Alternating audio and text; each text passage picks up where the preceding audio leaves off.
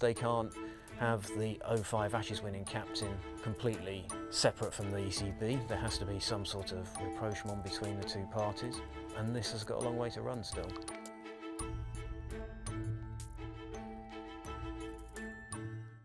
Well, Michael Vaughan, I think, has waited a very long time to have his say on this. It's taken a big toll on him and his family, and I think he was very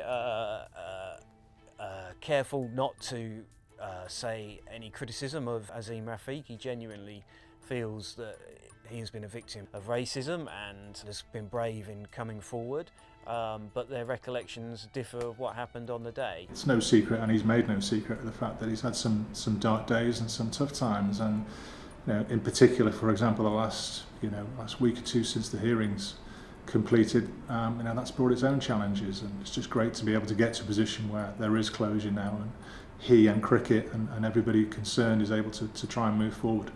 He said that there were no winners in this case, which is a point he actually made when he was giving evidence to the panel. This has pitted three former teammates, Yorkshire, against each other. It pitted a former England Ashes winning captain and Adil Rashid, who is one of the most important members of England's white ball team, two World Cup winning teams.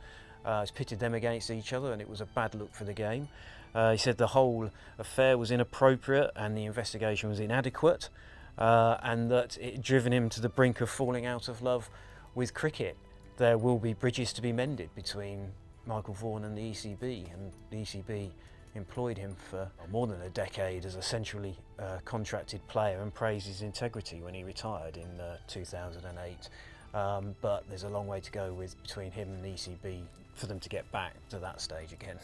Well, there is an appeals process for the players that had findings found against them.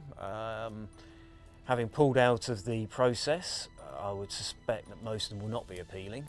Whether some of them take this to the High Court has been threatened. John Blaine, in an interview with Telegraph Sport last week, said that that's what the route he would take if he was found guilty. Well, he was found guilty, so we wait and see on his decision.